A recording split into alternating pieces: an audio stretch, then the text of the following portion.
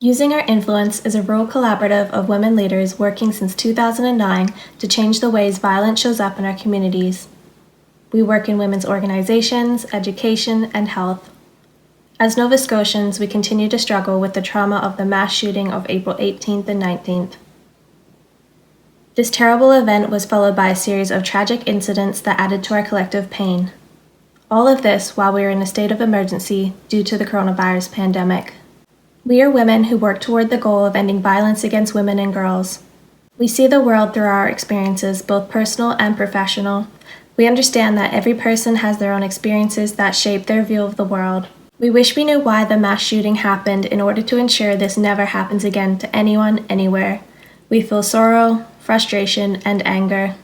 We work toward finding opportunity as a way to find hope. We believe that hope is where creativity and innovation live. Without hope, there is no way to move forward. We also understand that to hope is to be vulnerable. The pandemic has made us all feel vulnerable. We have protected ourselves by staying apart. To heal from trauma, we must be connected. We decided to start with ourselves. We started by reaching out to each other on the phone and video chat platforms. We asked ourselves, how do we turn the unspeakable into something we can proactively speak about? Restrictions have just been lifted enough that we can carefully gather with appropriate distancing to make this video. We hope you will find our observations helpful in your journey toward deeper understanding of why. Thank you for joining us to explore when each of us have been part of creating a space of safety and connection where experiences of violence against women and girls can be prevented, heard, or healed.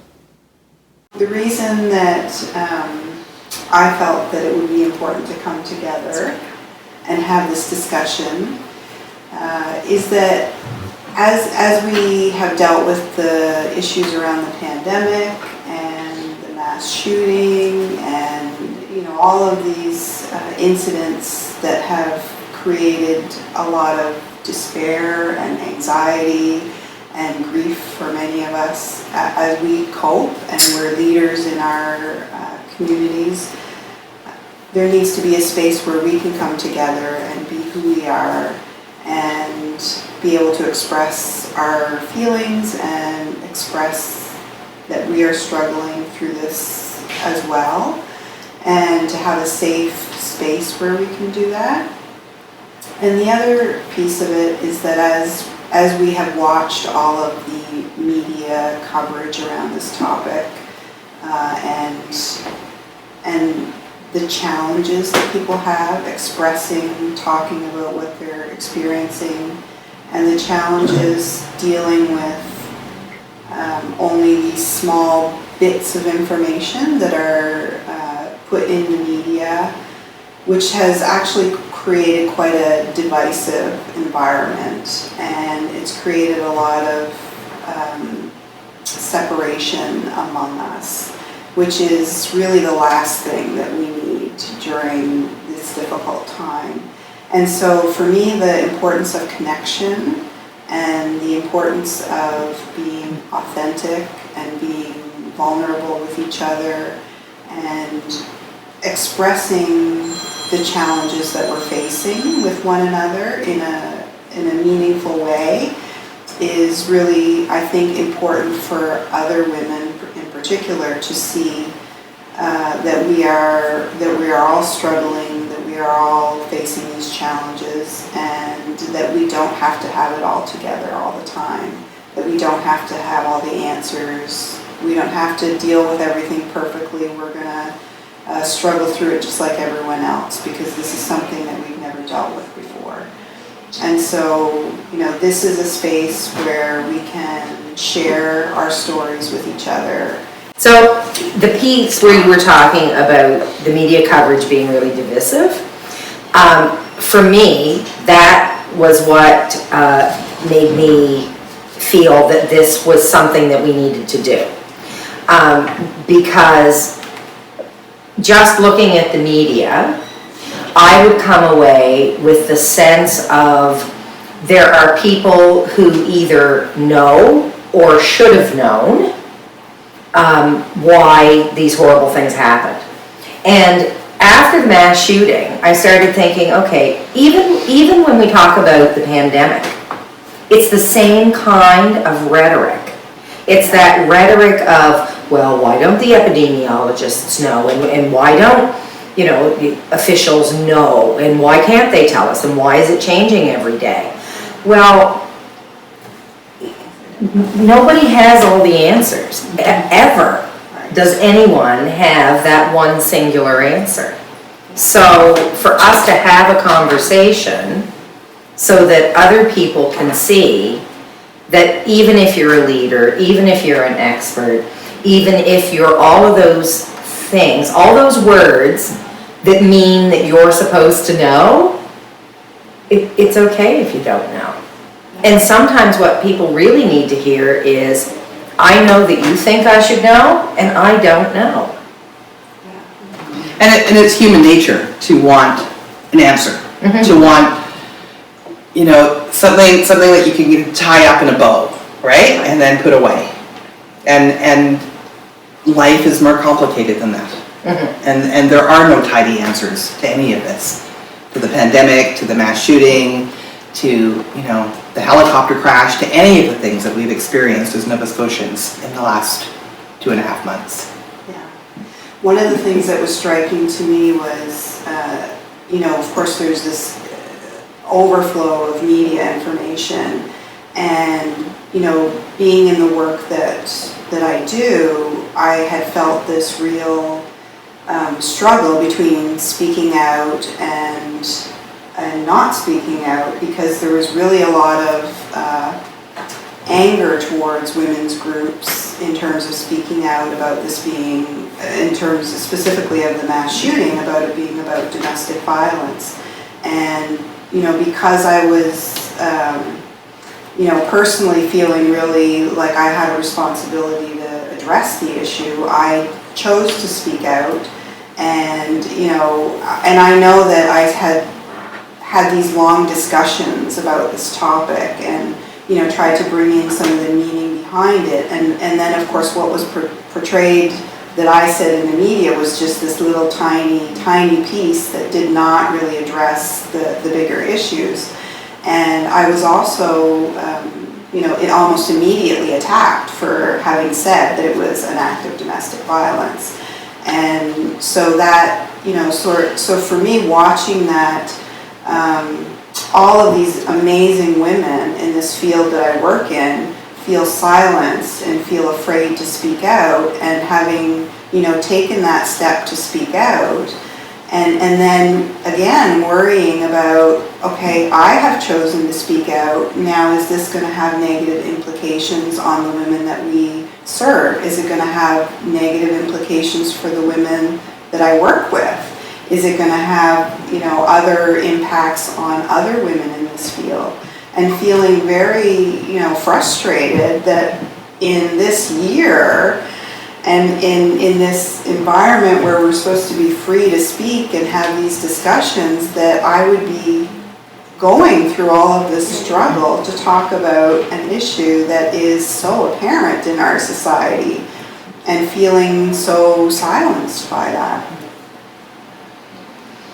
Yeah, and I think there's another piece to that for me, and the other piece to that is, as an advocate in the field of violence against women, feeling like in order to speak truthfully about how I was feeling, I needed to be able to say, absolutely, there's a connection to violence against women, but there are also lots of other connections. It's not just about violence against women.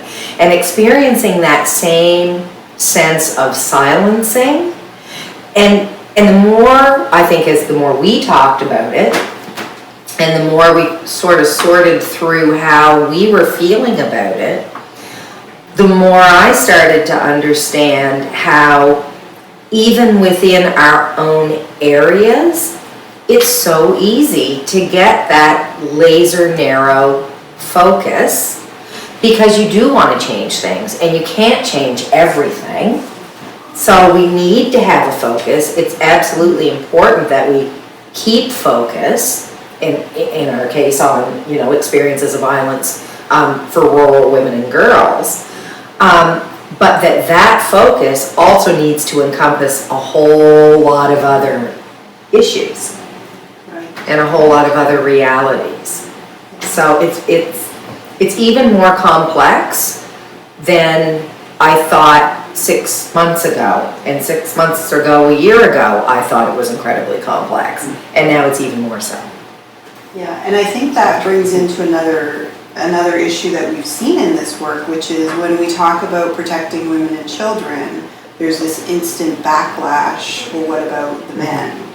And for me, it's a real frustration that we're not looking at the bigger picture here. You know, it's not women or men, it's not one or the other. It is, if we know that women are more vulnerable, we know that children are more vulnerable, and if our actions to stop violence against women are successful, we are also protecting the men in our community. And the other piece that, you know, comes through in the stories that we have is that we know that acts of violence against women can impact the greater community. It can harm other people, maybe that were somehow connected to that family, or maybe even not. And so by addressing this problem on a wider level, we are addressing, you know, and protecting the wider community. So it doesn't have to be one or the other. It's just that our work happens to focus on, you know, supporting women and girls and children, because that's the area that, you know, we see the vulnerabilities in, and so that's our work. But it is about a bigger picture than that. And we had to respond to that crisis and to do that work in the context of the pandemic, of being isolated with stay-at-home orders. We're gathered here today because we've moved beyond that, at least for now, where we can have gatherings of 10 people. But we before, when the mass shootings first occurred, we're all in our own little bubbles. We're all in our own little houses. And for some of us, those houses aren't safe, right? So we know that the pandemic itself has increased violence against women, increased violence against children, and I think has increased, civil distress generally increases violence overall, right? And so those marginalized populations are most at risk. So we know there's all these stories. We know we have the mass shooting, which, you know, took Nova Scotia to its knees, no question. But there are all of the other stories that we didn't hear that happened during the pandemic, right? Of despair and violence and lack of safety. I think one of the things that perhaps, if you could find a positive in all of this, is that the pandemic and the mass shootings, but particularly the pandemic, created that isolation for everyone. So it put everyone in that capacity where they could look at what it might feel like to be one of those vulnerable women. And by doing that, I think perhaps, and by us doing this, it lets an awareness come about that each and every one of us can be vulnerable. Maybe not necessarily to domestic violence, but something that appears similar to that. And if that can be looked at and people can bring that awareness to the forefront and help by the stories that we shared and the feelings and the emotions that brings out, I hope, if there is hope and resilience, that will bring that out, because those of us who work in these fields may not be seeing all of the positive that can happen over the years. In fact, we've seen the backslides, the anger towards what we do, and that creates, and did create personally for me, anger within myself about all of this. So if this, coming together, looking at how we do things, can bring a positive effect, I know that just us talking on the phone in the last few weeks, because I couldn't join you virtually with visual, certainly brought about cohesion for me around how we think and feel. And if that can radiate out to the larger population, then we've got something positive coming out of the pandemic rather than absolutely negative. And for me, excuse me, taking what you're talking a little further for myself, is that I got involved in this group for many of the reasons that have been talked about, and living at home in complete isolation, because I'm one of the folks who were deemed non-essential. So I was sent home to my house while all of this was going along by myself, trying to figure out how to cope with it, as it were. And I saw myself, you know, as a woman with a lot of resources. And if it had this impact on me, in many ways, it made me really wonder about what was happening. And that just for this group coming together and talking about these issues, as other women have spoken, it's been very significant for me.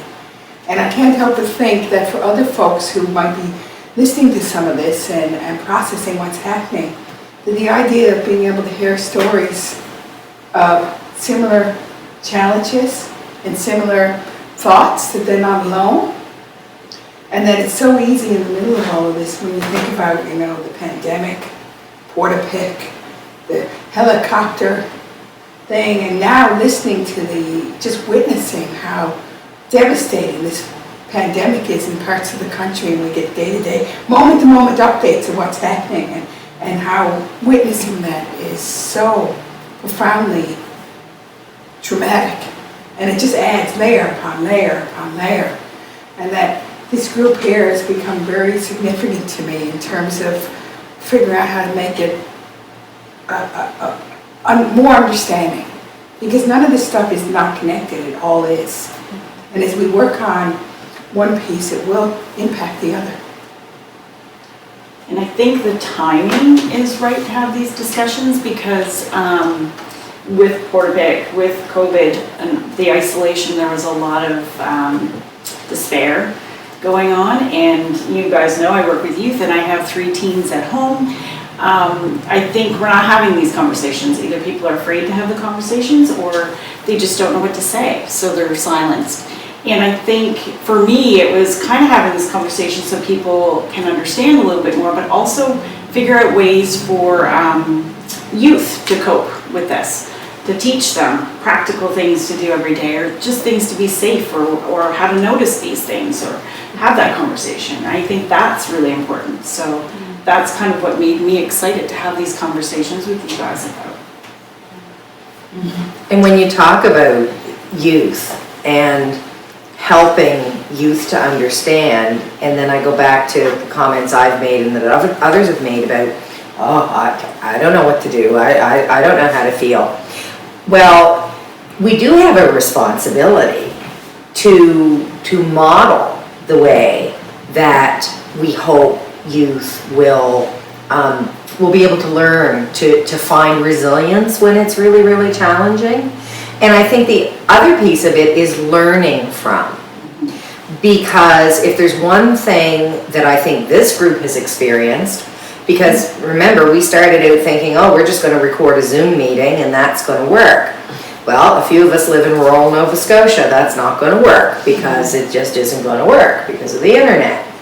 And we actually learned a lot in planning to do this from folks younger than us about, yeah, there are ways to do this because youth bring skills that we don't have. Yeah. So I'm going to go back to vulnerability for a minute. I think that's a piece of the vulnerability it's a humbleness. If we all come in with that humble attitude that it doesn't matter how old you are, it doesn't matter where you live, it doesn't matter where you come from, what your experiences were, what your privilege does or doesn't look like, we all can learn something from everyone. And I think particularly for youth, there's a learning piece for a lot of us who have done this for a long time. And I think giving them a voice and an ability to talk about those things are really important, right? Because a lot of youth either don't know or they don't feel comfortable speaking up, or they don't feel heard in a lot of the situations. So giving them a voice, or even hearing these stories, maybe they can relate to something and have those conversations themselves. And I think, you know, particularly for youth today, there is so much pressure for them to, you know, excel, and, you know, they have all this exposure to what's going on around everywhere, and everything they're seeing is the good things, you know, the magnitude of how well somebody can play the piano, or, you know, how great this person is at that sport, or, so there's a lot of pressure, particularly for women. You know, young girls have all of, it's in the media all the time. You've got to wake up looking like a model on a magazine cover. You've got to excel. You've got to be a professional. So I think by us, all of us here gathered here, I think when we first started meeting and talking and being vulnerable with each other, and the safety that I felt when we got started getting together, and the sharing that has happened, and how we are willing to say we don't have all the answers, I think that is strength. And I think that is going to open the door to our youth, because they are our future. And if they can feel it's okay to not have all the answers, because we don't have all the answers, but that together we can say we don't have all the answers, but we're all willing to work towards that. That's our goal. We all have the same goal. And I think also what has touched me today is the vulnerability that all our stories have shown. And that is safety. If we can invite our youth to be vulnerable and share their stories, I think we're on the road to a better world. I have a sense that in many ways our society's forgotten about the importance of storytelling, that to get together and share the stories, the vulnerability, and the stories of how we're doing, in many ways that skill has been lost. And the one thing we've done as we've come together is we shared our stories, and the strength and the resilience that come from that storytelling has been immense. And the vulnerability it takes to be able to tell the stories. I mean, it's not easy to share one's own experience. And especially since many of us are professionals, and that when you're in a professional setting, you're actually, it's actually not necessarily a positive thing to share stories in a professional setting, because that's not how committees work. That's so true. I remember when I first started my work at the shelter, and really I had not had any opportunity to have a voice about my childhood and everything that I had experienced. And that, in the beginning, I remember walking in and meeting my coworkers and looking at them in awe because of the work they were doing, and here I was going to be part of something that I wanted to be part of, I think ever since I was a child. And it was only a few years in, I didn't speak about my experiences to anyone really in the beginning. And it was a couple of years in, and I shared a story of my childhood.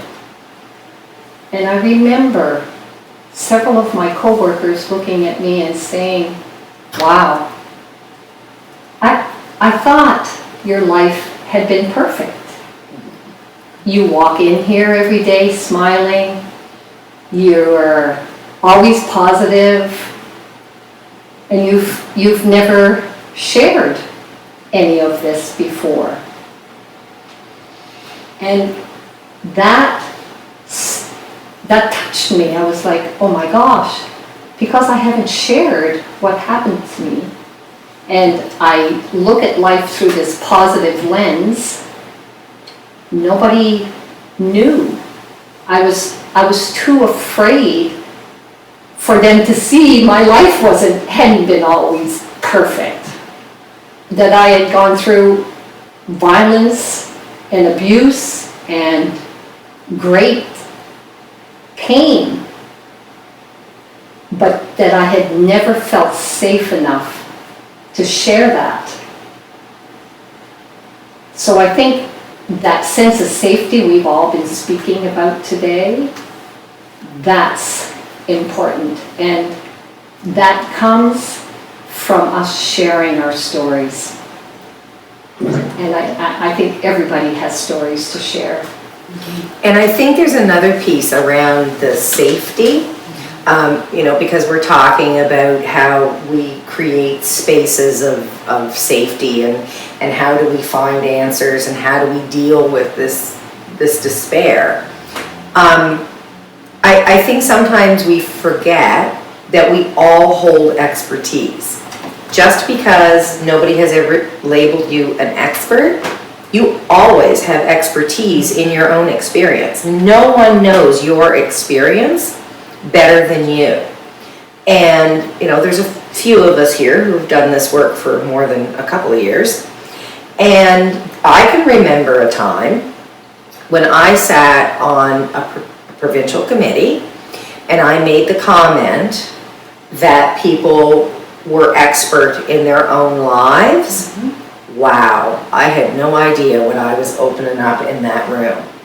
An hour-long discussion ensued about how people worked really hard to be seen as an expert, and we couldn't throw that word around, and so on and so on. Now, this was a number of years ago. And at the time, I thought, okay, am I wrong? I must have said something wrong. Mm-hmm. And the more I've thought about it since then, the more I've thought, who knows my life better than me? Mm-hmm. So when we're working with people to try to help them, notice I didn't say to create safety for them, because it's not about doing something to people. It's not about, again, that we have this magic answer.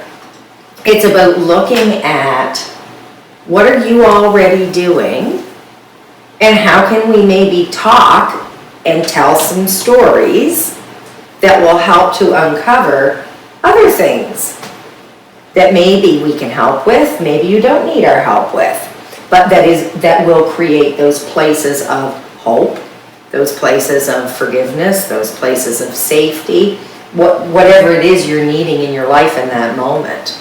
And so I'm going to say it today. And I don't think I'll get any kickback from this group that people are expert in their own experiences. Mm-hmm. You know your life better than anyone else. So when you tell your story, you are the expert. Yeah. And what we do, for those of us who are working in the field, is we create spaces where people can start to feel safe to be able to share their stories and their own personal expertise.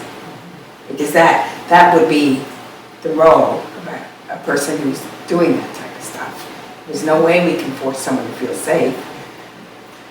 But I think there's an important piece to how we do that, because we are all leaders in our community in one way or another. And if we're not willing to be vulnerable, to be open, to be imperfect, to be, saying I don't have all the answers, then, when we talk about youth and what they learn, how can they listen to us and respond to what we're saying if we're not willing to be that? And when I look at the incredible pressure, particularly because I'm surrounded by women, the pressure that women are under to have it all together, to have, wake up and look perfect and have all the answers at your workplace, and to be able to, pick up all these, ends that you need to put together, and, we're working more hours, we're running in a million directions, we're all overloaded, and the pressure is phenomenal. And I know that even, especially during the pandemic, but it was certainly happening before that, I would have communication from people, and if they made a mistake, it was like they were so devastated that they had made this mistake. And, something as simple as me responding and saying, you know what, it's okay, we're human, we all make mistakes. I screw up all the time. The relief that I would get on the other end from that woman saying, oh, thank God you're not upset with me. And, I think about those conversations that I have, whether they're by voice or through email or however we're communicating, and just that relief and that release to be okay to be imperfect and to have made a mistake and not be, they're waiting to get yelled at or criticized or put down. And, what an impossible standard for us to all live under. So, even those little acts of just being able to say, I screw up all the time, it's okay. And to have that pressure removed lets the next communication from that person with me be open and be honest. And then they don't mind contacting me and saying, I don't have this done, or I don't have this figured out, or whatever it is. And, so I think there's a really important ripple effect that comes out of how this group communicates and how we are allowed to be in this space that we project out to other people that we're working with. That opens up those communications in a much bigger way. And when we talk about pressures on women and the, how you're supposed to look or how you're supposed to act, there was a time when, there's been a lot of attention to the pressure on women and how that feeds into violence against women and so on and so on. And there was a time when I thought, okay, well, we're working towards these things not existing anymore. Misogyny won't exist anymore. This is what we're hoping for. And when I sit with my experiences of despair, sometimes what I see is what has actually happened is we've started doing to every gender what we have always thought of as oppression of women. So now all of a sudden, and I'll just use eating disorders because it's easier to for me to get my head around that. So there was a time when we would talk about eating disorders with women.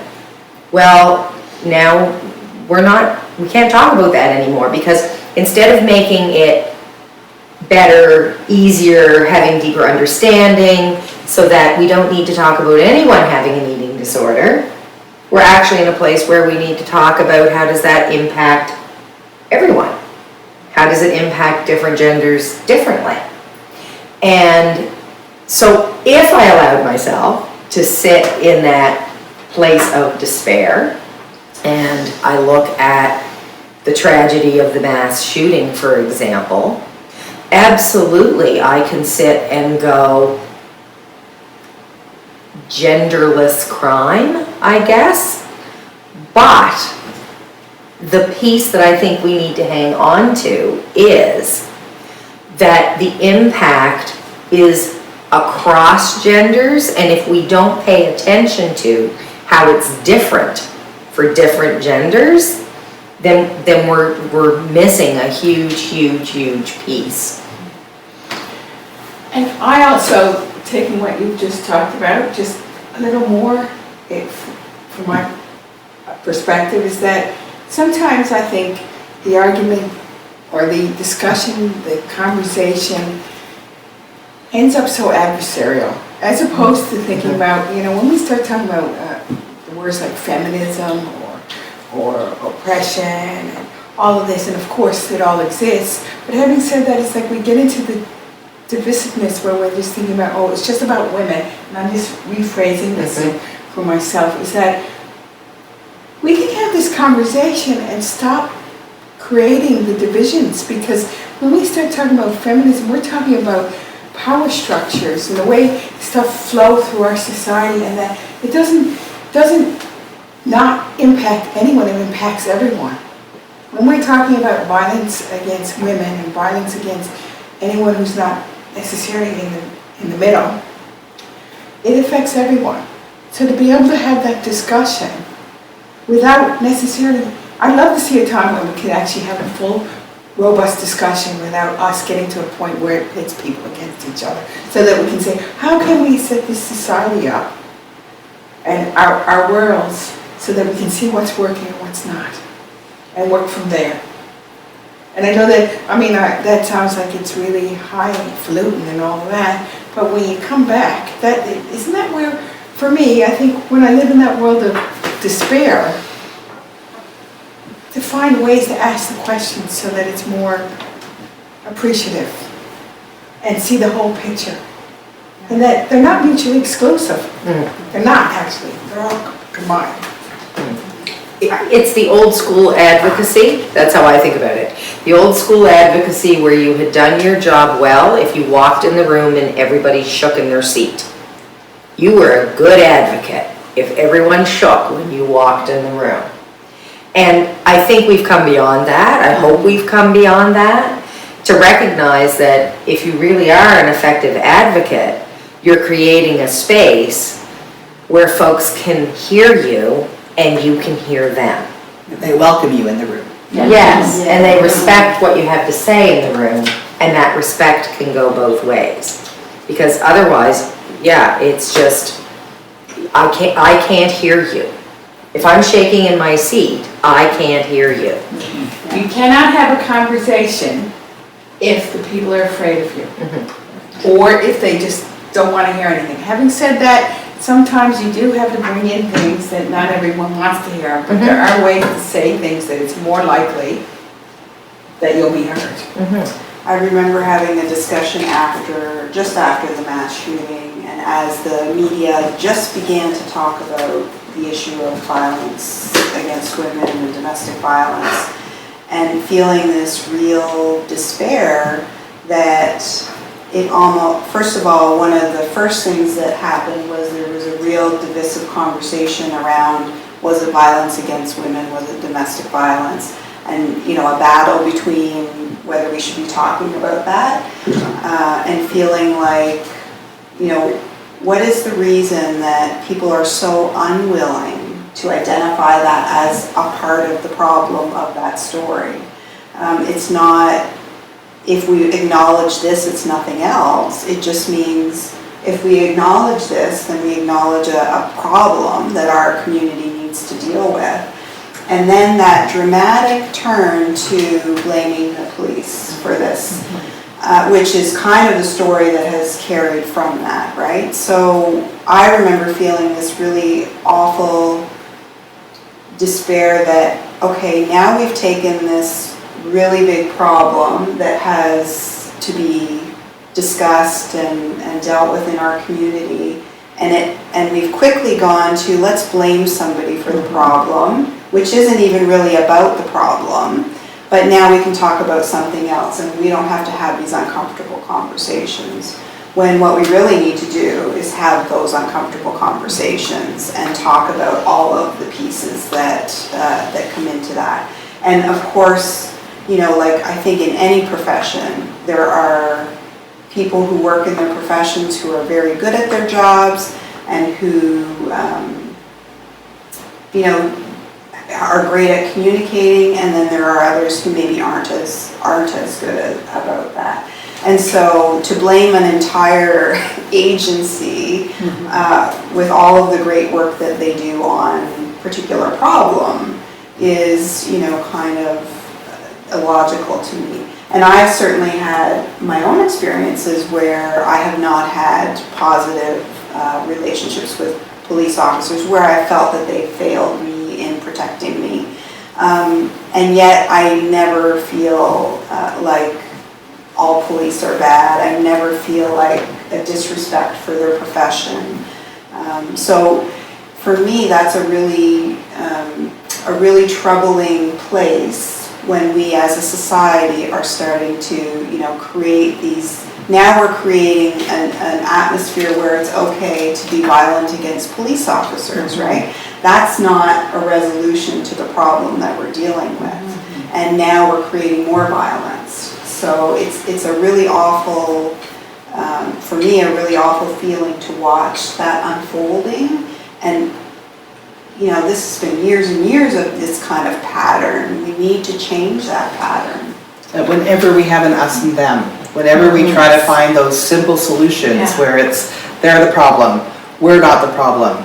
So whether it's men against women, or people against the police, or white against black, or any of those pieces, when we have that duality, it becomes so difficult to move beyond that, to say it's not simple, right? That we have to have an ability to talk. And I'm aware that we're all white around the room, and we're in a context where there's a whole nother layer of stuff going on in the world and in our province and in our neighboring provinces around racism and taking that whole conversation about marginalized communities beyond, right? But it's when we get into the polarization and the us against them, it never leads to productive conversation or productive action or to hope. Us against them is not a pathway to hope. Simplicity and polarization always benefits whatever structure is in power. And there are no simple solutions, just like there are no simple explanations for what is happening in our society. But yet, it's almost like the momentum goes to wanting to find that most simple thing, even though it's not simple, the explanation, but it's simpler than the whole context. And that's why I think individual stories, and that was another piece of why we decided to do this, because we thought, well, if we put ourselves out there, then maybe we can encourage other people to join our conversation or have their own conversations. Because there is power in one person's story, joining another person's story, joining another person's story, and we see that, and Joy, to your point about isolation and when we were all stuck in our homes, and I think about all of the online interactions I had with folks who participated and joined in a way that I had never seen them do face to face.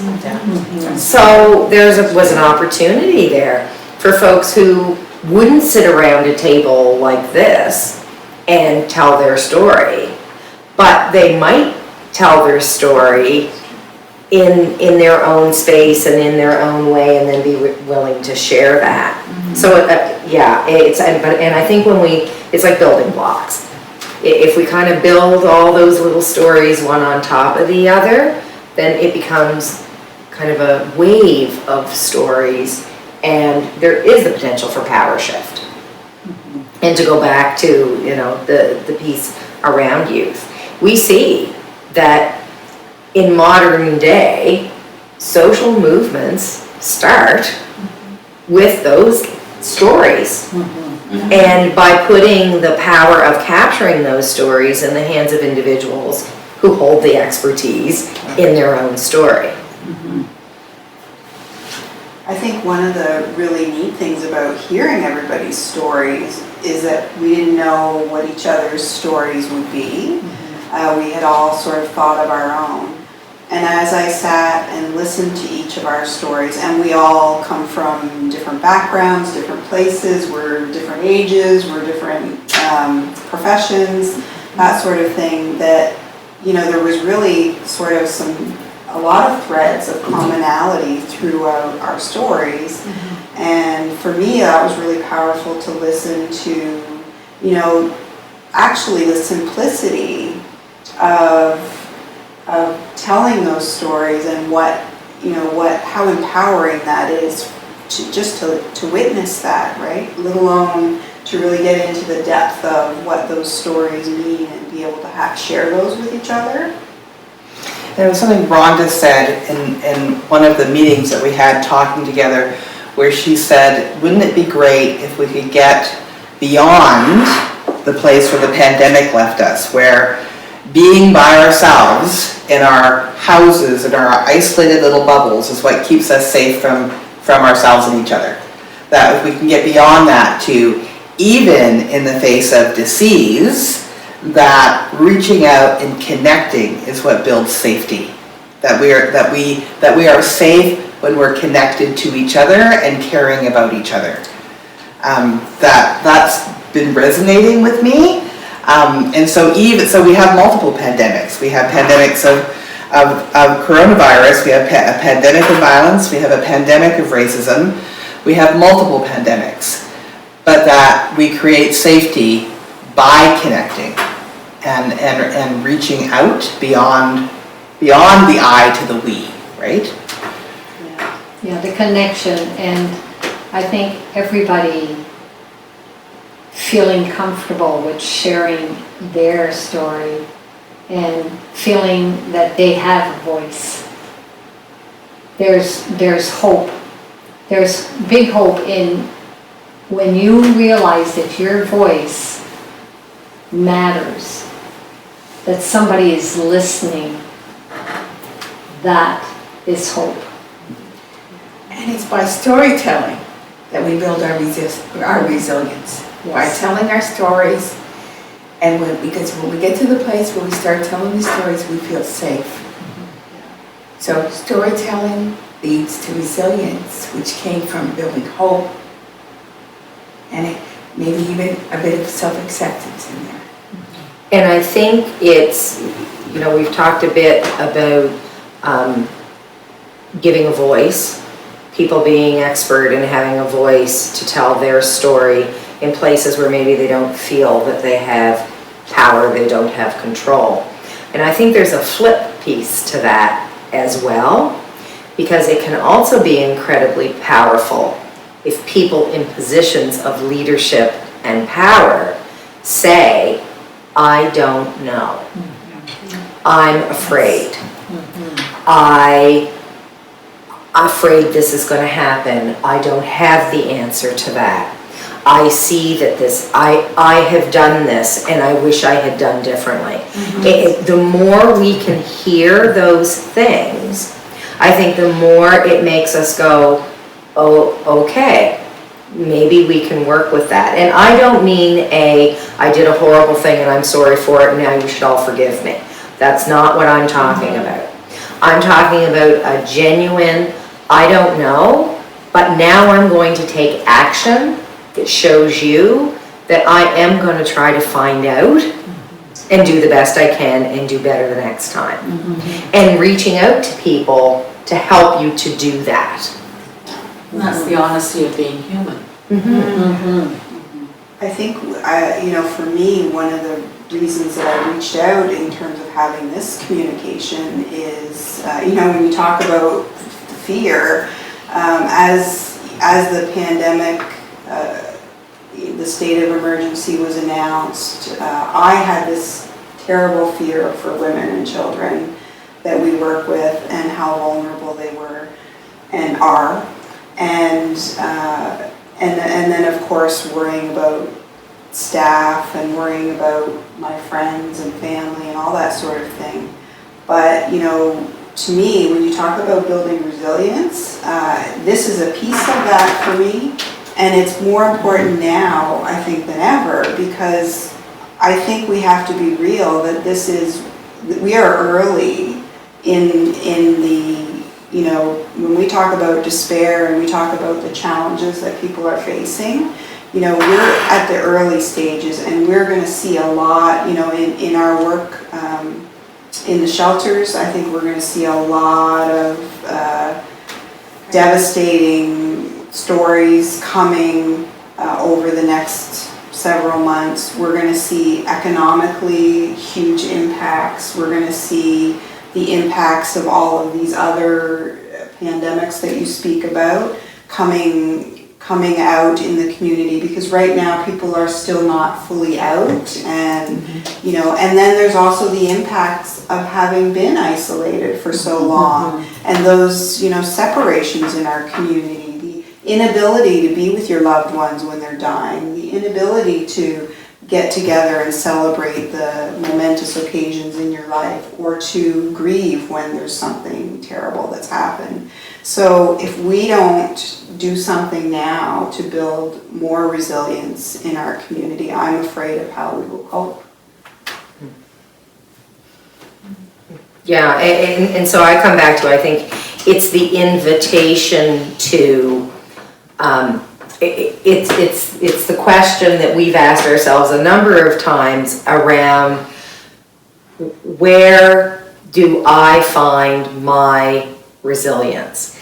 Where do I sit in my story in a position of strength? Because it's not being conceited to recognize your own strength. If you recognize your own strength, then you can help other people recognize their strength. And even subsumed in that, as you recognize your own strength, it doesn't mean that we, how would I say this, need to be strong all the time. Because, so looking at, you know, and I think we've asked ourselves this question a few times too, is when I'm at my best, or somewhere near my best, what have I done? So these stories we share don't necessarily explain who we are all of the time, but yet we are that person. Being able to draw that space, not just for me as an individual, but for all of us. Because as one of my colleagues here just said, we're at early days in terms of just even the medical pandemic, and we're not halfway through yet, and the impact of this is going to be immense.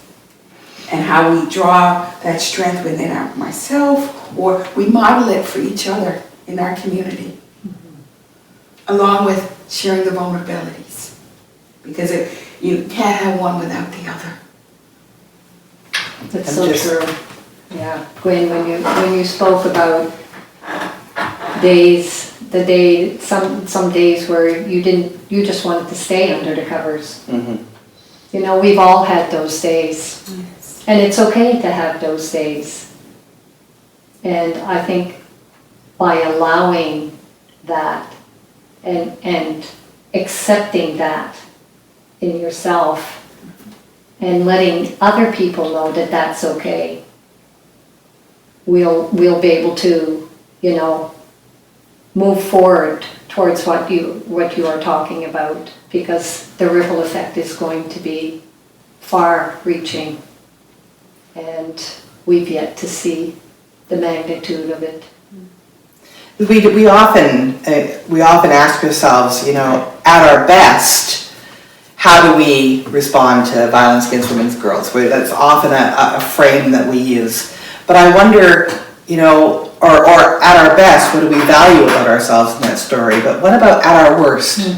What do you value about yourself at your worst? Right? Instead of kicking ourselves in the butt all the time. You know, I can value that I'm taking a moment out. I can value that this is really hard, and I'm grieving, and I'm struggling, and I'm suffering, and tomorrow I can move on. You know, it's like there's being able to welcome all of that somehow. And that, what you just said, is the journey through despair. Asking oneself, when you're in it, what do you value, what strengths do you see? Because the despair is not necessarily going to go away.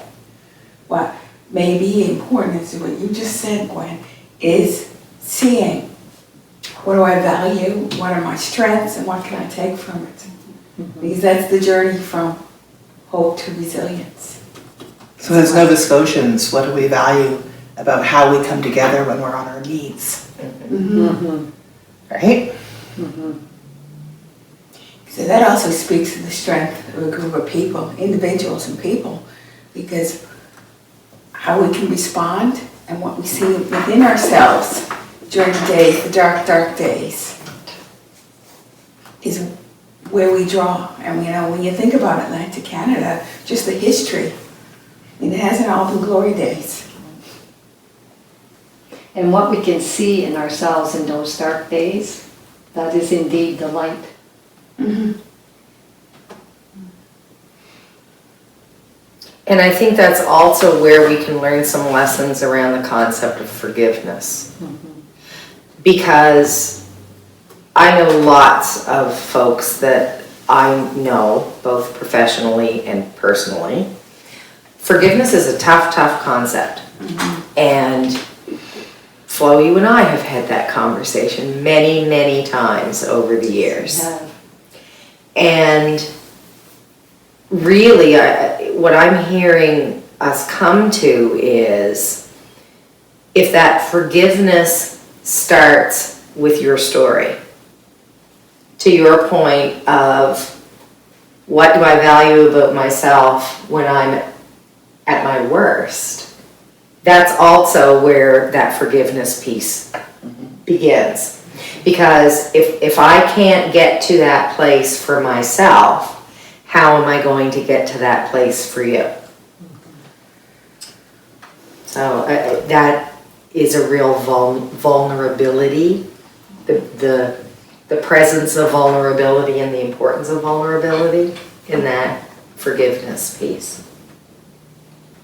I think as we talk about as we've talked about our stories, and we listen to all of the complexities that make us who we are, and if we can understand in each other that in that moment we're doing the best that we can, right?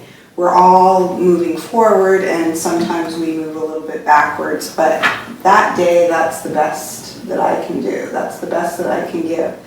And if I can see that in other people, then I can be compassionate and empathetic and understanding, and I can accept that they're doing what they can, and I'm going to respond to them differently if I see it with that lens than if I see it with a judgment about what they're trying to do, or maybe how they're trying to, harm me, or how they're trying to manipulate something, or, whatever those divisive ways that we're taught to look at. Often when we hear stories, people instantly start listening to the story and they start looking at who do we blame for this? Who can we, criticize for why that happened or how it happened, instead of listening to what are all of the things that are happening within that story. And so the little details in and of themselves are not really what's important about the story, right? It's about that bigger picture that we're seeing. And if we can approach each other with that understanding and that recognition, as you talk about, like seeing that it is not just one thing or the other, it's a complexity of issues. And so then we're approaching something with a learning ear instead of with a judgmental ear, right? And then we can move forward when we understand each other better. But rarely do we get these opportunities to have those discussions and really listen in that way, right? And just to be the devil's advocate a little bit, there are some days I'm not doing my best. Right. And that's okay. Right? And that part of that acceptance, whether you call it acceptance, forgiveness, or what have you, but is to that some days we're just not on, or we're hurt and we're mean, or we're whatever, right? That some days we're not doing our best, and that we have to be able to look at that and step back and say, okay, tomorrow I choose. You talked about choosing in your story. I choose to do better. I choose to try again, right? Or I could learn from my failure, that somehow failure has to be part of our story, because without failure we learn nothing, right? So there's a piece there that I just wanted to throw out there, because while I like to think I'm doing my best, I do know that there are days I'm not. Yeah, but so maybe you're saying that's not my best day, but maybe there's 8 things that happened that led up to that day being a really bad day for you, and maybe you were doing the best you could that day, right? So I'm saying you're looking at a lens of, there's a complex set of things that are happening around us in our lives. You know, so if I have a day where I've heard of, 3 people that I know that are ill, another person's called me because they're struggling with something, I have these 8 demands on my plate that day and I'm feeling overwhelmed. Those have led to maybe how I respond to the next person. And it might not feel like I'm doing my best, but on that day, that's the best I could do because I have so much on my plate. So I guess what I'm saying is if I can look at you on a day that you're having a bad day, and I know it's not, the Gwen that I know most of the time, and I say, there's something behind that. Mm-hmm.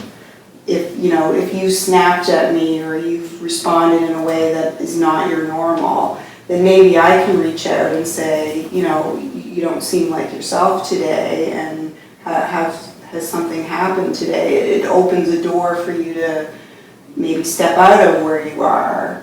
And that doesn't mean you weren't, being at the best that maybe you wanted to be, but now you have an opportunity. So I'm not saying, oh, Gwen's a terrible person and I don't want to talk to her anymore. I'm saying this is not the person that I know, and she must be having some struggles today. So I also think that if we practice that gentleness, I guess I'll call it, if we practice that gentleness with ourselves and each other on a daily basis, then collectively we will eventually get better at handling those truly horrific things that do happen. Because there are things that happen that are just tragedies. Mm-hmm. And they are just horrific, evil, horrible things. Mm-hmm. Those things happen. And if we can step back from always looking for the negative and always looking for what's wrong, and move toward looking for, okay, what is the reason? How can I understand this? Then we'll come together more quickly to be able to say collectively, that is unacceptable in the world that we're trying to create. Yeah. So by creating or living a world where self-compassion is a foundation, Mm-hmm. and compassion for others creates that foundation so that we all can come together when the tragedies occur, and there are tragedies. I guess I just want to, if I imagine myself listening to this video and hearing, what might be, what might be said, right? So thinking about, someone who, murders 22 people in a day is not doing their best. No.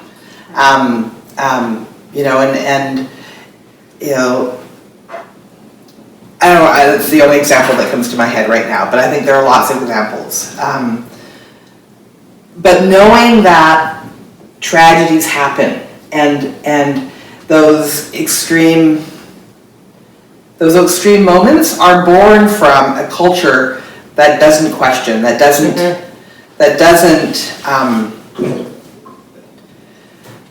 start from that place of gentleness, right? That violence exists within a culture that somehow accepts violence. And if we, in small ways, begin to not accept it, then maybe those pieces don't happen, right? So there's, so I guess wanting to say that our response, that we don't have the answers, that we don't know, right? That the bigger, kind of looking at that bigger layer of that, And we need to ask why. right? We do need to ask why. We need to ask that question. But at the same time, recognize that there isn't going to be a two-line answer to why. No, it's like you pull this thread and it's connected to the entire spider's web. Yes. I'd like people to come away from this conversation, and you specifically, because again, that's kind of my thing, is it's okay to question things. It's okay to kind of find out more information if you're not sure. It's okay to speak up.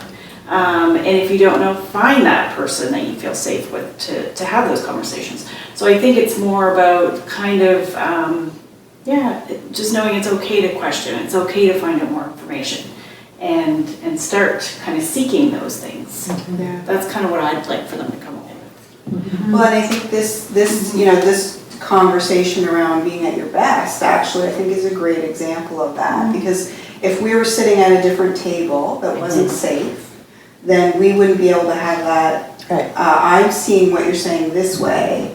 And when I was saying, looking at people at their best, it never occurred to me what you were thinking about in terms of, here's a man who's killed 22 people. And surely I am not sitting back saying, I think that was, he was doing his best that day. Right. So there is a difference, right? Right. And that was not what I was thinking of. But I think that's the value of being able to be at a table with people who are not going to jump on what you're saying and create an adversarial debate over something when we're just seeing things differently. And I think that's the value, I think, particularly for youth to see, that we have to be able to have these dialogues and see what the other person is hearing and what they're thinking about, and be able to explain, well, that's really not what I was thinking in that moment, but I can totally understand what you're saying and why you're saying that, and I would agree with you that I would not be sitting back saying that about that instance. Right. So yeah, there is a difference, right? And that's the knowledge of a respectful dialogue. Right. In which we respect everyone, of whatever their opinion is, to be able to bring that out, to talk about it. Yeah. And that's, I think, what we're hoping will happen in all of this. The people will feel safe enough to be able to respectfully look at each other and have a dialogue. Yeah. Because that's what we're missing. And we're in our bigger picture. Yeah, we are. Because when we hear things, or many of us hear things that are counter to what our structures and beliefs are, I get defensive sometimes. Or when you ask why, all of a sudden it means it comes down to finding such simplistic answers, or maybe, we all see different aspects of it, and we end up in an argument as opposed to maybe being able to engage in a dialogue so that the answer why has 7 different answers and they're all right. And it still is horrifying what's happened. And sometimes words fail us. Yes. Because sometimes we say something, and then when I hear what I've said reflected back by you, in my head I go, that might be what I said, but that's not what I meant. Right. So then I need the opportunity to listen to your reflection and go, oh, hang on, that's not what I meant. I know that's what I said. Yeah. So now I need to say it again a different way. Right. Without the defense of anything, to be able to actually put it out there. Yeah. Well, we all put our own interpretation on words. Yes, Yeah. indeed. Yeah. Well, and that's part of the value of telling those stories, right? Because as we've shared these vulnerable stories about ourselves, we learn a little bit deeper about each other and what are the things in their lives, each of our lives, that have impacted us, that, bring us to where we are, and how we respond, how we think is formed by that, right? So having those deeper understandings allow us to have more compassion when we're listening to one another. Just going through this process with all of you folks, I've gotten to know you all a lot more, and I thought I knew you, right? But coming together initially because of the horror of what had happened, And then as we shared our stories on Zoom and prepared to come here, even today, our discussion, I can tell you, it wasn't anything what I thought it would be. So that's the power of talking with people, coming together and allowing the process to however it occurs. And when you're in that non-judgmental, safe space, whatever you thought you were going to say changes. Because you're then allowed to be vulnerable. You feel it's okay. And then you're speaking from your heart. Yeah, right from here. And so our goal for doing this is to put the invitation out to whoever is watching this video about what are your stories and who can you share them with. And how do you find those building blocks of hope and strength and resilience and connection? And what does that mean to you, and how can we start a conversation that puts, if this is one building block that we have started that connects with another building block that connects with another. That's our hope. And that invitation will open invitation to other people to share their stories. And those stories will then invite other people to share their stories. And that movement, that's what we want. See people share their stories and have compassion for everyone's story. And that sharing doesn't necessarily have to be public, like what we're doing. It can be one person with another That's right. to find that person or persons to share their vulnerability. We Nova Scotians have an age-old tradition of a cup of tea And a kitchen table. and a kitchen table. And with a cookie. Well, and I'm just thinking about, how I spoke about the art program and how, for 14 years, I've been seeing women and children come together and what they say about what that program has meant to them. And so many times I've heard, I just could not find the words to express how I was feeling. But look at my painting today. And I'm leaving here today feeling some sense of healing, because what came out on that canvas is what I have not been able to say in words. So sometimes, conversation may not be the way to share your story. It might be through a piece of art. It might be going to work in your garden. Music. There are many ways.